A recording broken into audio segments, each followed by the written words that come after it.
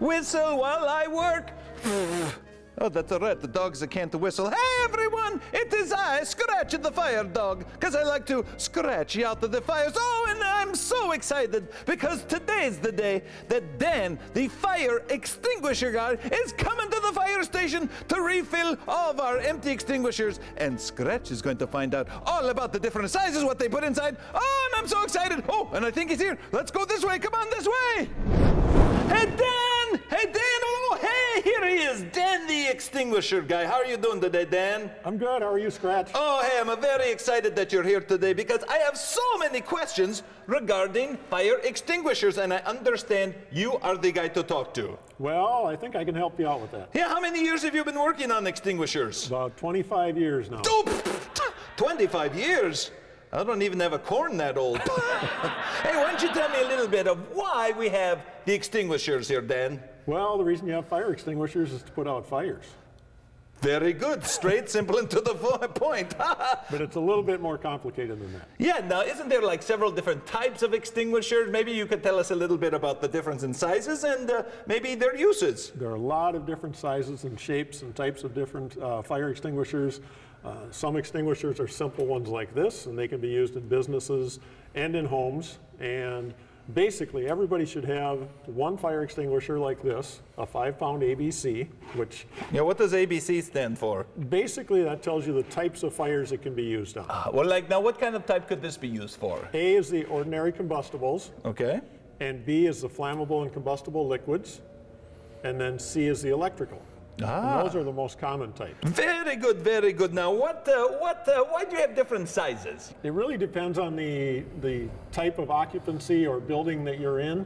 Yeah. Like I said, for your house, a 5-pound ABC on each level is adequate. Yeah. But in the garage, you would want a 10-pound ABC. Oh, cool. In businesses, normally you'll find 10-pound and 20-pound ABCs. Yeah. The confusing thing is, when we say 5-pound ABCs, yeah, people lift this and they feel like, wow, that's a lot more than 5 pounds. But the reason for that is because it's 5 pounds of chemical inside the container, and then we have to add in the weight of the container. Yeah, now what exactly is inside there? Because they're very heavy. Do you have like rocks and things and different things like that? No, it's actually dry chemical. Oh, baby food. Looks just like this. We keep it in this jar just so you can see it. Oh, so it's not baby food in there? It's not baby food. You can try some though if you want. No, I think I'll pass.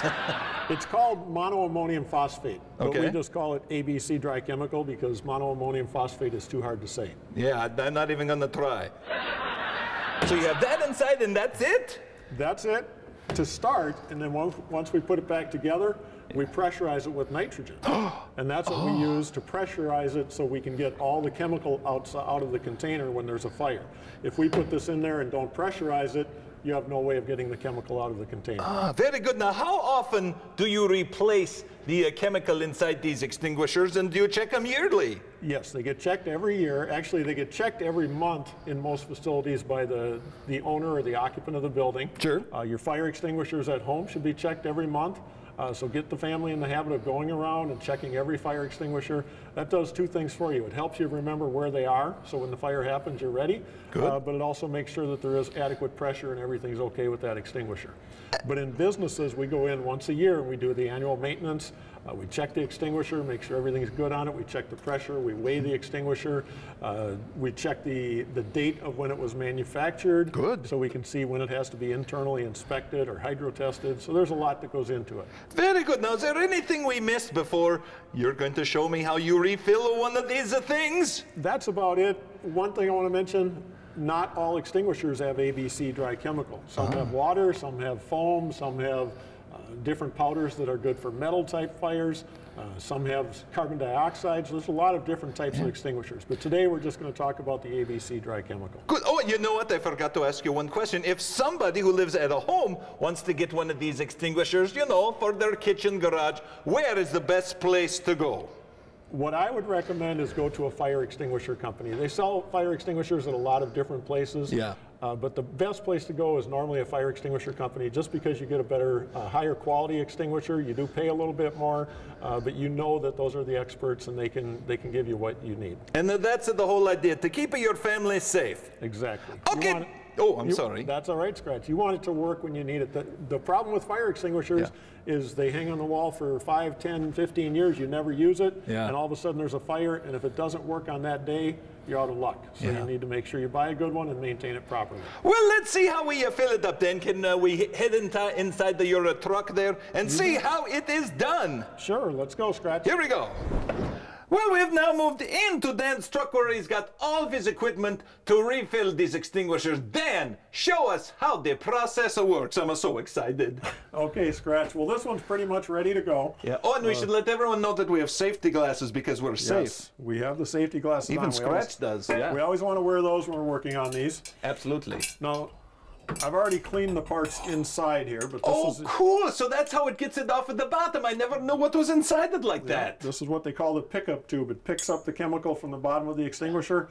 That's why when someone's using an extinguisher, they always want to hold it upright. You don't want to hold it sideways. Oh, cool. Yep.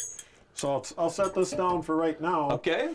I have our chemicals stored. The ABC dry chemical is stored in the hopper. So what I'm going to do is take this hose that comes off the bottom of the hopper, and I'm going to put it in here. And I'm going to open the valve, and then we wait a little while the pressure gauge goes up here, and that's telling me that it's starting to fill. So the chemical is actually going into the extinguisher now. That's right, Scratch. It's coming from this yellow hopper here, the one with the yellow lid, and it's going into the extinguisher, and I just watch up here so I know when it's full. Oh, cool. There we go. Now it's full. Then I take that off real slow because otherwise we get dust all over. Very good. I'm going to take that out of my vise and set it over here on the scale. Ooh, you got the scale. And I put these parts on the scale too, just to make sure we're at the proper amount. Okay. Yep, it's ready to go. So now I'm just going to clean the threads like this. You use a toothbrush? I use a toothbrush. Or a thread brush? I use a toothbrush. And then I have to grab one of these. An O-ring? This is actually called a VOS collar. Oh, I don't like wearing collars. That means verification of service. And I'm going to punch 12 of 2011 because it's December of 2011. And I put that on. That tells the fire marshal or fire inspector that this has been taken apart and worked on at that time. Oh, cool. Now, is that difficult to put that back in there? Obviously not. It just kind of slid right in. Not really. And then the threads, I just tighten this up until it's snug. And then before I pressurize it, I like to tip it upside down just to loosen up that chemical. That way the nitrogen pressure goes in a little bit easier. Now, how heavy is this one again? Is this the 5 or 10 pounder? This is a 10-pound extinguisher, but it weighs about 17 pounds overall when it's full. Okay. So now I'm putting my adapter on here. And then I'm going to hook up our nitrogen hose. Good. To the adapter. And then I'm going to turn this black valve, and then I'm going to squeeze down on this handle. Oh! Did I scare you? Kind of jumped. That happens a little bit once in a while. That's why I like to tip it upside down to get some of that chemical loose, because then it's not quite as bad. But it does jump a little bit. That's just cleaning and pushing all that chemical out the pickup tube, and then it spreads out the nitrogen throughout the extinguisher. Good. Now, you've been doing this, you said, for 20 plus years, but how do you know that you filled it? Is there a little gauge at the top that says full? We've got this pressure gauge right here. That needle, the yellow needle, always needs to be up in that green operating range. If it's down here in the red, that means it needs to be recharged. If it's up on this side in the red, that means it's overcharged. So it's got to be somewhere in that green area. Perfect. Now, is this extinguisher all ready to use now, Dan? It's almost ready. I just need to take that hose off, take the adapter off. Now I put the discharge hose back in place, and I tighten that up. Don't hit yourself with that. Have you ever hit yourself with that? Yes, many times. That's why I wear the safety glasses. That's why we wear the glasses. Yeah. That's right. Now I'm going to put the tamper seal through the safety pin. Okay. And that just keeps the pin in place. Make sure that the pin doesn't accidentally fall out. And anybody that's walking by, they can see that that tamper seal is there and it hasn't been used at all. And then there's one last thing we do for businesses. Yeah? And again, this helps the fire marshal know when it was inspected. Not another color, is it? Nope, this one's called the service tag. And I'm punching ABC dry chemical. I'm punching December, and it's recharged. Eh, and we now have a working and approved fire extinguisher. There we go. We're legal.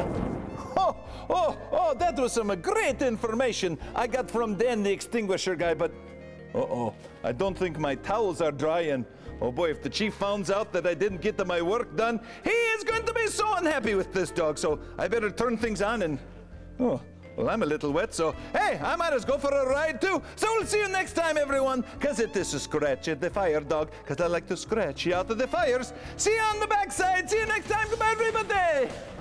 Oh! Hey, I'm all ready for my ride. Whoa! Whoa! Whoa! Whoa! Ouch! Oh! Whoa!